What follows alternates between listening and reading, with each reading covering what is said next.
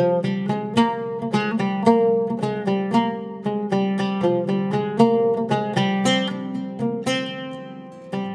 இன்னைக்கு ரொம்ப ஆரோக்கியமான மல்டிகிரெயின் தோசை எப்படி செய்யறதுன்னு தான் பார்க்க போறோம். இதுல நம்ம நிறைய சத்தான பொருட்கள் சேர்த்து செஞ்சிருக்கிறதுனால இது ரொம்பவே ஹெல்தியானது, நல்ல டேஸ்டியாவும் இருக்கும். ஹாய் ஃப்ரெண்ட்ஸ், என் பேர் Abhi. Welcome to Indian recipes Tamil. வீடியோக்குள்ள போறதுக்கு முன்னாடி நம்ம சேனல் இந்தியன் ரெசிபீஸ் தமிழை சப்ஸ்கிரைப் பண்ணிக்கோங்க. கூடவே இருக்க பெல் சிம்பலையும் கிளிக் பண்ணிக்கோங்க.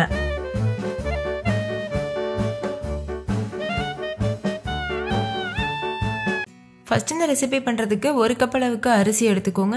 நீங்கள் இட்லி அரிசி, பச்சரிசி, எந்த அரிசி வேணாலும் யூஸ் பண்ணிக்கலாம். இல்லை சாப்பாட்டு அரிசி கூட எடுத்துக்கலாம்.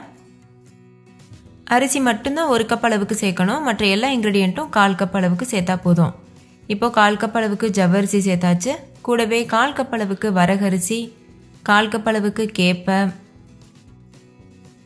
அடுத்து இது கூட 1/4 கப் அளவுக்கு கடலைப்பருப்பு சேர்த்துக்கோங்க. 1/4 கப் அளவுக்கு நிலக்கடலை பருப்பு சேர்த்துக்கோங்க. இது வறுக்காத நிலக்கடலை. 1/4 கப் அளவுக்கு உளுத்தம்பருப்பு சேர்த்துக்கோங்க. 1/4 கப் மசூர் தால் எடுத்துக்கோங்க. நீங்கள் மசூர் தாலுக்கு பதிலாக துவரம்பருப்பு கூட சேர்த்துக்கலாம். அடுத்தது 1/4 கப் அளவுக்கு பச்சை பயிறு சேர்த்துக்கோங்க. நீங்கள் எந்த விதமான பருப்பு வகைகள் சேர்த்துக்கலாம். கூடவே ஒரு 1/4 டீஸ்பூன் அளவுக்கு மட்டும் வெந்தயம் சேர்த்துக்கோங்க. சேர்த்துட்டு இது எல்லாத்தையும் ஒரு அகலமான பாத்திரத்துக்கு மாற்றிக்கோங்க. மாற்றிட்டு 2-3 டைம் நல்லா வாஷ் பண்ணிக்கோங்க. வாஷ் பண்ணதுக்கப்புறமா ஓவர் நைட் அப்படியே ஊற வச்சுருங்க. நீங்கள் ஓவர் நைட் ஊற வைக்கலன்னா ஒரு 6லேருந்து 8 மணி நேரமாவது ஊறணும்.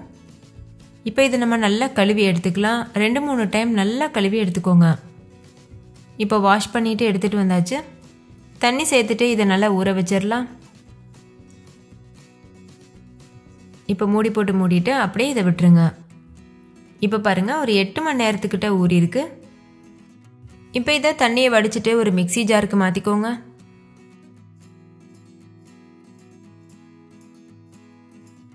தேவையான அளவுக்கு தண்ணி சேர்த்து எந்த அளவு முடியுமோ அந்த அளவுக்கு ஃபைன் பேஸ்ட்டாக அரைச்சி எடுத்துக்கோங்க. அரைச்சதுக்கப்புறமா இந்த மாதிரி தான் இருக்கும். இப்போ பாருங்கள், இது நல்லா அரைச்சிட்டு வந்தாச்சு. இப்போ இதை ஒரு பாத்திரத்துக்கு மாற்றிக்கோங்க. இதே போல் மீதம் இருக்கிறதையும் நம்ம மிக்ஸி ஜாரில் போட்டுட்டு தேவையான அளவு தண்ணி சேர்த்து ஃபைன் பேஸ்ட்டாக அரைச்சிட்டு இந்த மாதிரி சேர்த்துருங்க. சேர்த்துட்டு தேவையான அளவு உப்பு சேர்த்து நல்லா மிக்ஸ் பண்ணிக்கோங்க. நல்லா கலந்ததுக்கப்புறமா இதை அப்படியே புளிக்க வைக்கணும். ஒரு 8 மணி நேரத்துக்கு இதை அப்படியே விட்டுருங்க. இது நல்லா பொங்கி புளிச்சு வரும். அதுக்கப்புறமா தான் நம்ம தோசை செய்ய ஆரம்பிக்கணும். இப்போ இதை மூடி போட்டுட்டு ஒரு ஓரமாக வச்சுருங்க. இப்போ 8 மணி நேரம் ஆகியிருக்கு. மாவு நல்லா பொங்கி புளிச்சு வந்திருக்கு. இப்போ இதை நல்லா மிக்ஸ் பண்ணிக்கோங்க. நல்லா கலந்ததுக்கப்புறமா நம்ம தோசை செய்ய ஆரம்பிக்கலாம். இப்போ இந்த மாவு ரொம்ப கெட்டியாக இருக்க மாதிரி இருக்கும். நீங்கள் தண்ணி சேர்த்து தோசை மாவு பதத்துக்கு மிக்ஸ் பண்ணிக்கோங்க. அதுக்கப்புறமா நம்ம தோசை செய்ய ஸ்டார்ட் பண்ணலாம். இப்போ பாருங்கள், இது கரெக்டான கன்சிஸ்டன்சி. இப்போ தோசை டவா சூடுபடுத்திட்டு கொஞ்சமாக தண்ணி தெளித்து அதை க்ளீன் பண்ணிக்கோங்க. ஒரு டிஷ்யூ பேப்பர் வச்சு நல்லா க்ளீன் பண்ணிவிட்டு ஸ்டவ்வை மீடியம் ஃப்ளேமில் வச்சுட்டு நார்மல் நம்ம தோசை செய்வோம்ல அதே போல் வறுத்துக்கோங்க.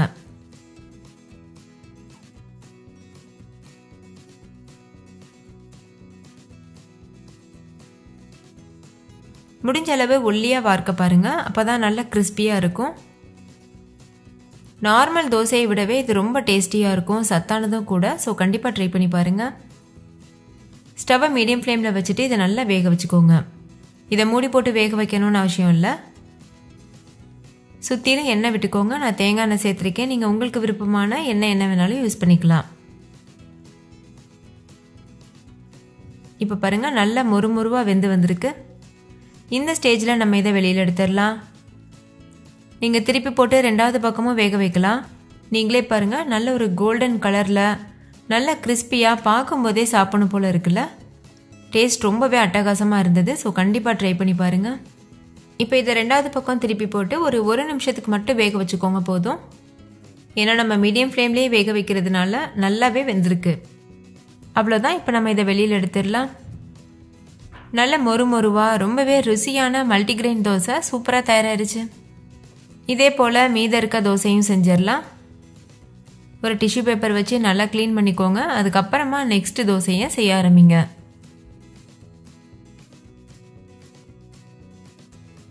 இந்த தோசை கூட எல்லா விதமான சட்னி ரெசிபீஸும் ரொம்ப டேஸ்டியாக இருக்கும். நம்ம சேனலில் நிறைய வெரைட்டியான சட்னி ரெசிபீஸ் இருக்குது. கண்டிப்பாக அதெல்லாம் செக் பண்ணிவிட்டு ட்ரை பண்ணி பாருங்கள். வீட்டில் இருக்க எல்லாரும் என்ஜாய் பண்ணி சாப்பிடுவாங்க. நான் இன்னைக்கு இது கூட வச்சு சர்வ் பண்ணுறதுக்கு பூண்டு சட்னி ரெடி பண்ணியிருக்கேன். இந்த பூண்டு சட்னியுமே நம்ம சேனலில் இருக்குது, செக் பண்ணி பாருங்கள். நல்ல காரமாக சட்னி செஞ்சிங்கன்னா இந்த தோசைக்கு ரொம்ப பெர்ஃபெக்டாக இருக்கும். ஓகே ஃப்ரெண்ட்ஸ், இந்த தோசை உங்களுக்கு ரொம்ப பிடிச்சிருந்தா லைக் பண்ணுங்கள், உங்கள் ஃப்ரெண்ட்ஸ் கூடவும் ஷேர் பண்ணுங்கள். நீங்களும் ட்ரை பண்ணிவிட்டு டேஸ்ட் எப்படி இருந்ததுன்னு கமெண்ட்டில் சொல்லுங்கள். தேங்க்யூ, பாய்.